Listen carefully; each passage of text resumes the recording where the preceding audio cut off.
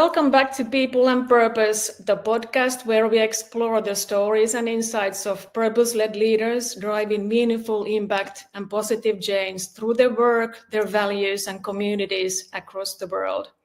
I'm your host, Tarja Takko from Takko Advisory, and today's guest brings a very unique blend of vision, empathy, and a lot of action to everything she does.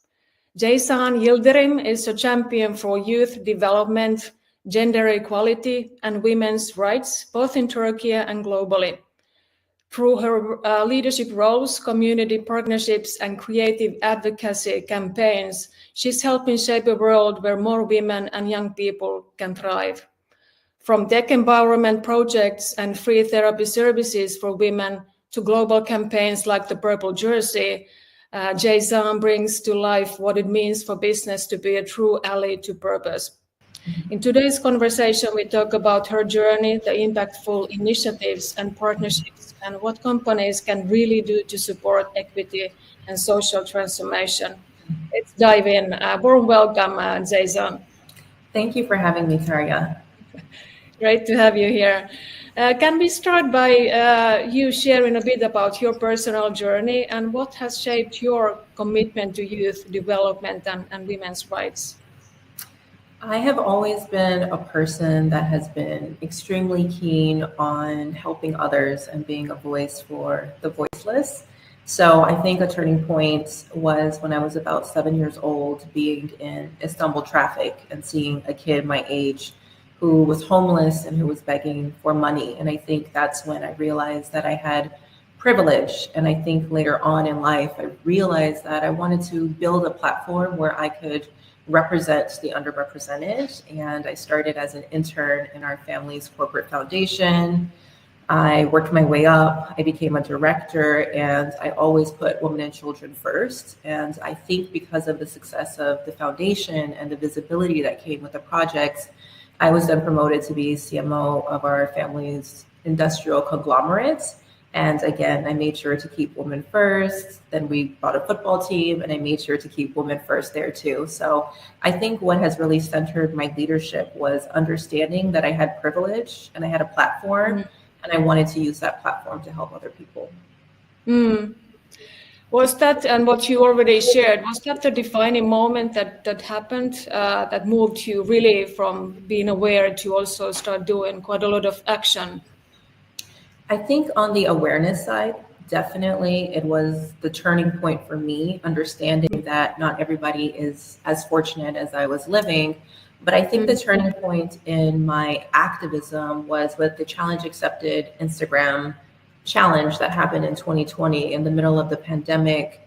A lot of women were being highlighted for femicide, and a lot of women were also joining in on this Instagram challenge, sharing a black and white photo of themselves. But from my knowledge, this was going viral in Turkey, and I started nominating friends of mine in the US.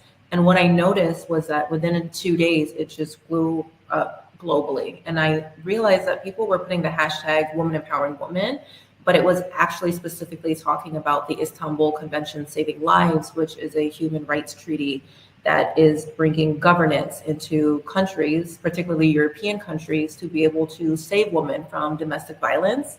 And after making a caption about this, things started to explode more. Women globally started to understand what femicide meant and understand the dangers that come with it, which was unfortunately exploding during the pandemic. So I think that being a voice that had millions and millions of people be a part of a challenge really escalated me into pushing my activism from being a voice online to doing something more in person.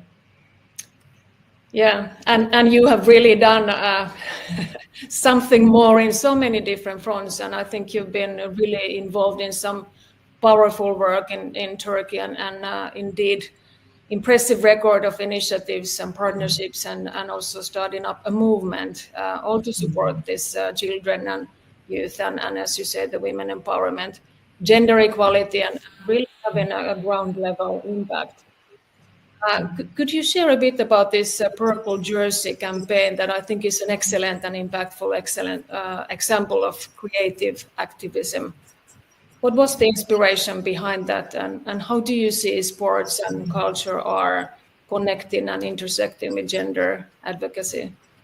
Sports is an incredibly powerful platform, especially football, especially in Turkey. In Turkey, there's politics and then there's football closely right underneath when we speak about impact. And at the time, it was 2021. So in 2020, my face was being associated to Turkish femicide. And then after that, I was sharing a lot of stories daily of what was happening to women, whether it was domestic violence cases or murder, and the reasons why they were being murdered. But then in Samsun, where our team is, an attack happened on the street that I grew up. And it was such a horrific attack that it unified the whole country, coming in to once again go online and sharing a black box that translates to end violence against women. And it impacted me because I grew up on that street. My grandmother still lives on that street.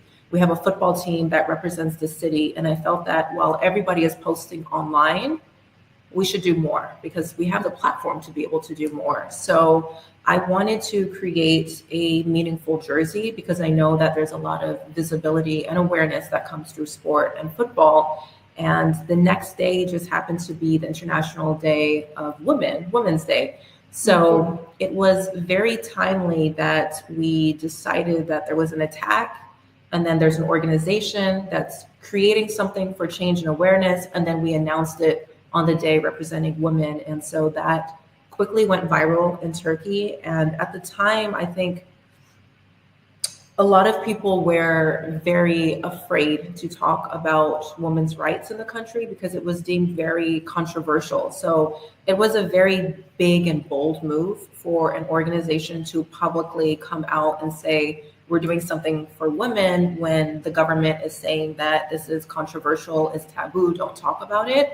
But what we saw was that it opened the floodgates up for other organizations to act too. On the jersey, we didn't want to focus on it just being an issue in Turkey, but actually a global issue. So on the purple jersey, there's actual small text that says "end violence against women" in 15 languages. And in Turkey, 38% of women will unfortunately be subject to sexual or physical violence. So we wanted to get this message in front of men because men are the ones causing this violence towards women.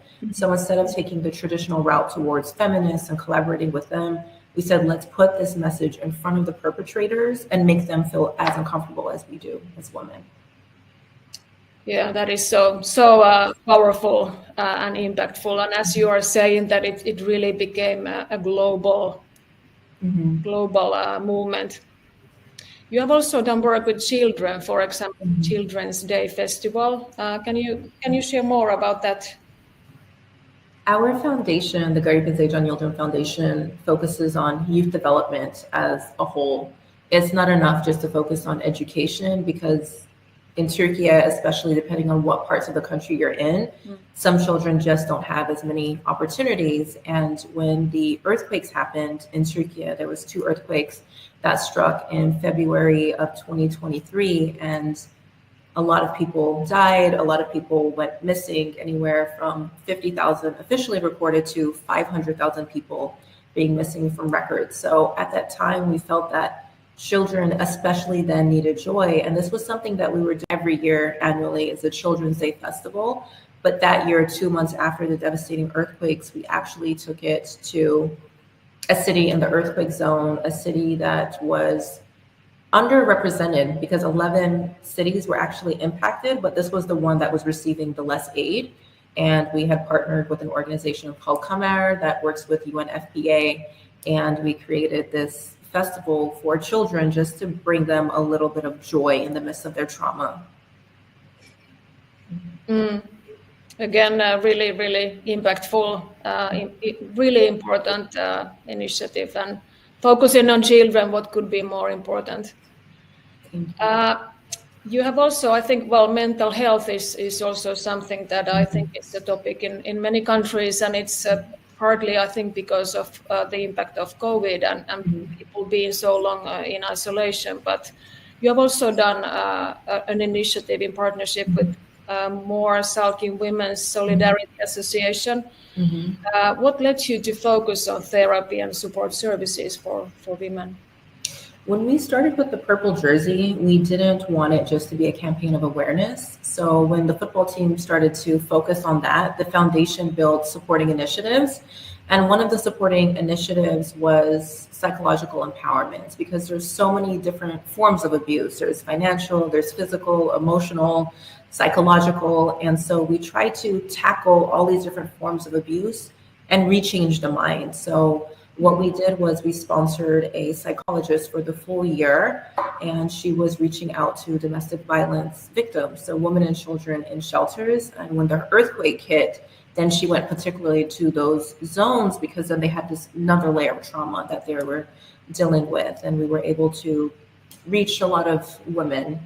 Mental health is something that a lot of people either have taboos about, or they feel embarrassed to receive, or they don't have the financial means. So we just wanted to be able to break that stigma with our foundation and offer the support to people who have endured abuse, because a big part of restarting your life over is to be able to recode your mind.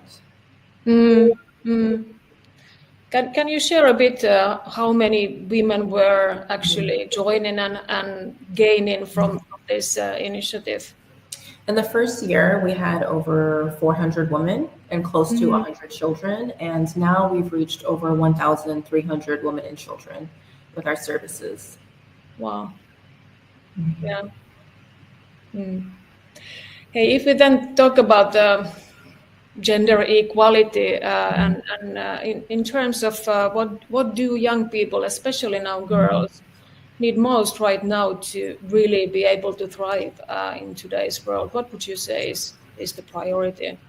I think the issue to just be. A lot of times we look at gender equality as different layers of they need job opportunities, or they need better education, or access to leadership, which are all true. But for me, feminism is just about equality. So we never ask a man what are the barriers that are stopping him. We just allow him to live his life on his terms. And I think young women just want all the labels off of them, and to be able to decide what does womanhood mean for themselves.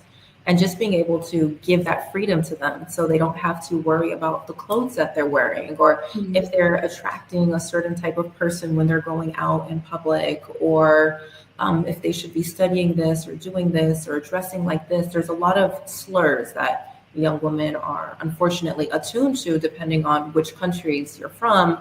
And I think that to be able to take off all of those labels and just say, I'm a young woman, I'm here, and this is how I choose to show up in the world, to be able to take away everything so that they can choose what their identity is without any label, I think is the most important thing. Yeah, so maybe going back to just basic human rights. Absolutely.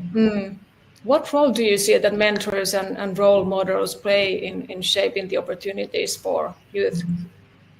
First, I think it starts with representation. So I think that when we see younger people in leadership, that shows them that they can be in leadership. So I think that having access to that, I think me being younger and in leadership, I'm able to think from people who are close to my age or a little bit younger, whereas there's some generation gaps with older people. But in addition to representation, it's really just about including their voice in. There are so many different age groups represented in any type of organization. And then when you think about politics in a country, and if you only have one voice that's representing all, you're not truly inclusive. So I think it's really just about listening to the youth, what they want to do, how they can contribute. And we know that there's success proven that when you include people in and you hear their ideas and invite them in to be a part of the change, that the results are actually much better. Yeah, and that's really about also within the organization and businesses, the inclusive culture that I think is really beneficial for any organization. Yes. And maybe the next question is what's still holding us back when it comes to achieving this gender equality, especially in business? Is it about this inclusiveness, or what else can the businesses do more?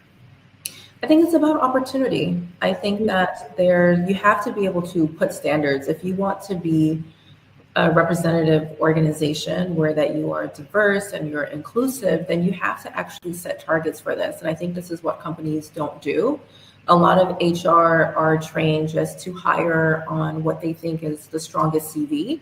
But if they actually set targets for them to say that you need to have 30% women leaders, they might start to just eliminate the men's CVs and then pick the best qualified women. I think that there's a lot of stigma when we think about DE and I. We think that we're hiring unqualified people, but we're not. We're just making it more representative of the culture and the organization. But it actually does start from the top. When you have your leaders who are traditionally older and white and men, they're not thinking about this. They're hiring people that look like them, and they don't understand unconscious biases around them. But I think that HR has to be trained much, much, much better and start to set targets, because when you set targets, then you're intentional about the result that you're seeking. And I couldn't agree more. When I was in the chief HR officer role, this is exactly what I was driving. So ensuring that the targets actually are also strategic targets, and that's what we follow up, and that's what we are really focusing on, also on a monthly basis, that we are making progress. And it actually meant also in terms of recruitment that yes, you had to be bold in some of the recruitments, that we won't only see female candidates, because you really want to see of course, we were still hiring the best candidates, but pushing for that candidate. Who do we see as candidates? Yeah. Where do you see businesses getting it right, and where should they go further overall? I think businesses are understanding that there is a gap in representation. So I think that they are trying to hire more women. I just don't think that they are as intentional as they could be. So I think that while the hiring practices are there, what are companies doing to retain these employees? And what are we doing to understand the differences between men and women? I think where businesses are falling short is that the work options are less flexible. Women are usually either breastfeeding, they're taking care of children at the same time. If they have elderly parents, there's elderly care.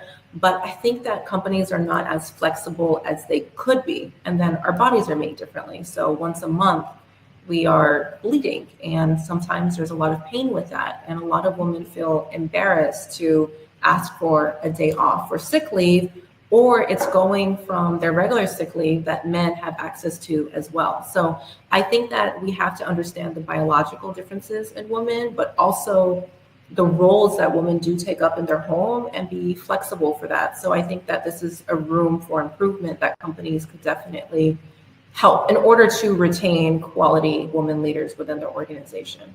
And is this actually something that the internal company policies could step into to really help retaining the women and taking these different sort of needs also into consideration with the internal policies?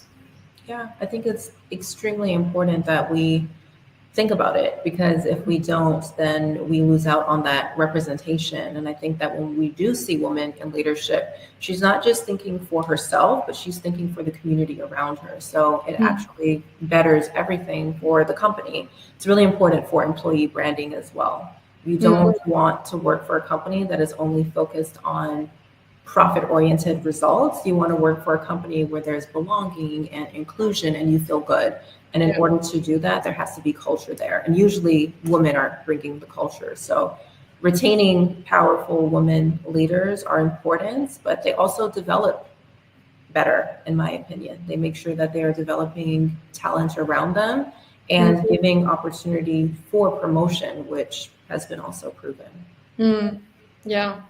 And you talked about already about the community. So in your view, what is an authentic and really impactful community engagement? What does it look like, so that it's really going beyond the typical sort of activities that companies might do? I think you have to be able to listen to the employees' voices. So surveys are a really good starting point to understand who makes up your community and to give them what they want. And a lot of times when you are trying to push out messages, the best way to do this for employees and building a culture is through social events, because employees want to feel valued, they want to feel appreciated, they want to feel that they matter. And this is a really good way to positively bias their views on a message that you are trying to put out. We had done something like this for gender equality. So when I was the CMO of Yildirim Group, I wanted to show employees that we are actually doing a lot for women, because when you share internal emails, people may not be reading. When you're sharing LinkedIn posts, they may not be reading. But when you do a really nice event for gender equality, everything is purple, you have speeches, you have brochures, people are engaged, people are having fun, they're eating and they're drinking and they're socializing with their peers and they're listening. So being able to find ways to bring in active listeners is most important. Hey, we've also talked about this very interesting circle of impact. So when you think about the businesses, how they impact the communities where they are operating, and how then the communities, of course, impact the larger society, and how then back the society impacts the community, and community the businesses. So really the circle, what impacts what. So can you expand on what this means to you? For me, it means looking at the supply chain, understanding, what are our targets. If we want to focus on women empowerment and gender equality, we can't just do it with a few internal emails or announcements. Everybody from our supply chain has to be aligned with our thoughts too. So I think just looking at women vendors and seeing how we can empower them and we can promote them and we can bring them in is just as important as our internal hiring practices. And how could also business leaders build these more sustainable partnerships, more strategic partnerships with communities? I can give an example from the way that we did it. We had a foundation. So our foundation was the one engaging with the community on behalf of the company. So you're having corporate social responsibility check, but then you're also tailoring your strategy to where your business is. So our business was in almost 60 different countries, but then in Türkiye in many different cities. What I would do in Eastern Turkey was very different than what I would do in Istanbul. So really understanding the community's needs by listening to them and then giving them what they need, I think is most important, because if you have a one-size-fits-all strategy, you're not truly impacting people. So it's really about one, building the relationship, but then also doing it in a way that's making them advance themselves, because everyone has different strengths, weaknesses, and opportunities. And it's really important to do a strong analysis of what's missing and what you're able to sustainably give.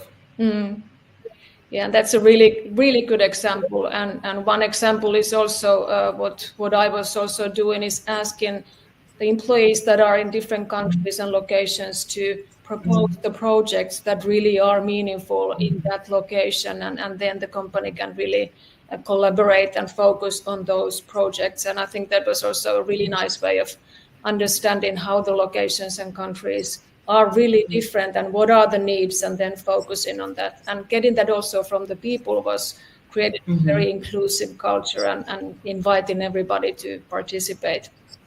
I agree. Hey, what's one small but really a meaningful shift that companies could make today to have a bigger, a greater systemic impact? Is there something you could? I think the first thing that's coming to mind for me is being able to create a safe environment, psychologically safe environment. I've recently been listening to different employees, and a lot of them feel that they have been perhaps mobbed. And I think that if you were to go and speak to managers, they don't understand that what they're doing is wrong or how the other person is feeling. So I think that there's gaps. I think that there has to be stronger manager training in companies. We think of it as, just maybe a 2 or 3 hour changing, but when you bring something to a person's awareness, they can do better. So there's that saying that says, when you know better, you can do better. And I think that this is what training does.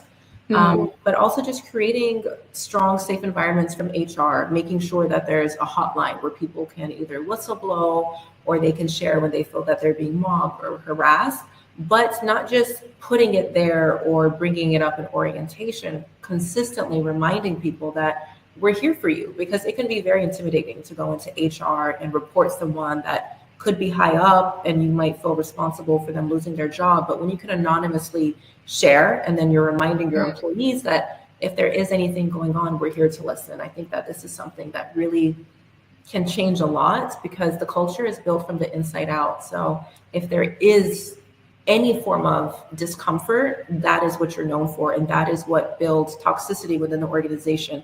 And it spreads very quickly. So I think that something as small as reminding people that there is a hotline, this is how to use it, and we're here for you, can go a far way. So people, especially women, are not holding this inside, but they feel that the company is eager to listen and eager to act.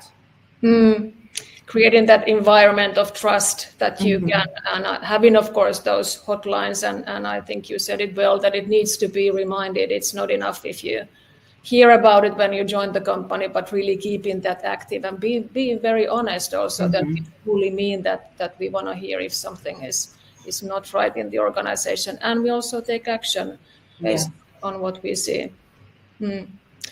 You know that I'm very solution focused and want to keep the eye on creating a positive future and taking action, but it's not really always easy to keep that positive hope active. What gives you hope right now in the face of so many global challenges that we are experiencing? Just understanding that my presence is showing representation. I'm half Black American, I'm a woman, I'm young, and Turkish is not my first language. So I think when I show up in spaces in our companies, whether it's our football club or our foundation or our corporation, people are seeing something that they're not used to seeing. But what it does for others, it shows them that there's strength in their differences, but also it becomes a lot less intimidating. So I think just knowing that people feel more comfortable talking to me because I'm very approachable gives me that hope that, okay, there's a lot of bad going on, but there's a lot of people like me that are standing in the gap, that are trying to make a difference, and you're doing it person by person by person. So I think that every time I meet someone new or I show up in spaces, I just want to be as good as listening as I can, but also to just show up as myself, because it's so easy to go into spaces thinking that we have to fit in a box to be respected. But when we push this narrative, what you're doing is you're not giving others permission to be themselves too. So I think just understanding that I'm a bridge between East and West, and I'm representing a lot of differences. It's showing others that they don't have to fit in a box to be able to chase their dream, but they can show up as themselves and be who they want to be as well. And maybe you already answered the next question, which is I would like to ask you one piece of advice to a young woman just starting her journey of purpose and leadership. Maybe you already said that, but anything else? In addition to showing up as herself, I try to remind my mentors that you need to be more prepared than anybody in the room. I think that there is a lot of biases when you are young, and there's a lot of biases when you are a woman. But the way that you can change the bias is by showing that you are organized. You came in with a presentation, you came in with benchmarks to give supporting evidence of why this is important, but then you're also backing it up by numbers. So you can go into any room and nobody can say that you're not qualified for whatever it is that you want to be or do if you are giving them supporting evidence and proof. So I always tell people, just be more prepared than ever, more prepared than your boss, because you can't refute supporting evidence and stats. Yeah, that's a really good piece of advice. What about for corporate leaders listening in? What's one single most powerful thing they could do to advance equity inside and outside their organization? I would just say, don't be afraid of differences. I think that, as we mentioned, sometimes I feel I might be very biased because I'm working in Türkiye and it's the East, it's not Western, but it can be quite homogenous in the environment that I work in. And so a lot of times I think leaders around me can see something different and they don't know how to react to that. But then it just goes to building that personal connection. It goes to listening and not being intimidated by the differences around us, but just trying to be more collaborative, because when you listen and you work together, you start to understand just more how impactful you can be, or you can learn from different environments or different cultures around you. So I think having strong personal connections in leadership, and especially in the corporation that you're serving, gives you new and fresh ideas, and to just be open to trying and doing something new. Wow, that was already quite an impressive, really good list of advice that I think is suitable for many different people in many different roles. Thank you. Excellent.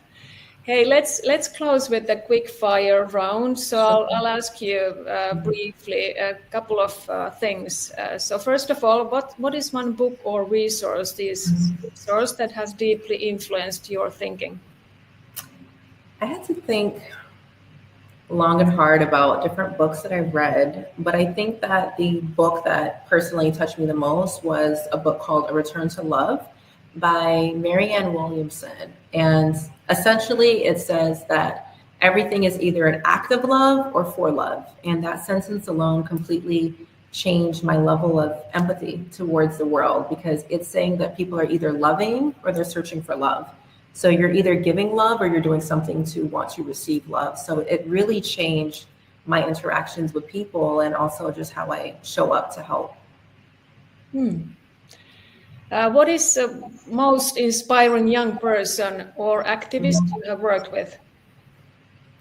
There was a woman that came into, or young woman, she was 19 years old, but she came into our office unannounced when she was 19 years old. And her name is Yıldız Yılmaz, and she had dwarfism. And she came from a small little village in Turkey, took the bus to Istanbul, multiple buses, and showed up to our office looking for a scholarship to study music in Boston, in the US. And she went through surgery to expand her knees and her legs so that she's no longer a dwarf. But she recently graduated and we gave her a scholarship. But I think I was just inspired by her tenacity, like her willingness to chase a dream by all means, to not know English, but to learn it. And now she's going to be a film composer. And there was only 2 people at the Berklee College of Music in the US that is going to be a film composer from her graduating class. So that really touched me. Yeah. Very, very nice. Hey, what is one thing companies should stop doing immediately? Maybe a difficult one. Yeah, that is a difficult one. What do you think companies should stop doing immediately? I don't know. I feel like I may have answered it earlier in our interview, but nothing's coming to mind at the moment. Sorry. Yeah, and I think you were listing already quite a lot of very powerful things that companies should start doing. So being innovate. You already answered. Creating that inclusive environment, being open, creating collaboration. I think something came to mind now. I think something that companies can start doing is to focus on true impact. A lot of companies do things for PR. So everything is a beautiful PR headline in the news. But once you follow their initiatives or culture or thinking, there's not a lot of supporting evidence for that. So I think companies should focus less on PR and more on impact. So stop focusing on PR. Focus on impact. I mean, once you focus on impact, you can turn it into good PR. But a lot of times companies chase good headlines. They try to do something that's going to grab attention from the outside, but that's not actually creating sustainable change. Yeah. So it's actually leading through purpose. Yeah.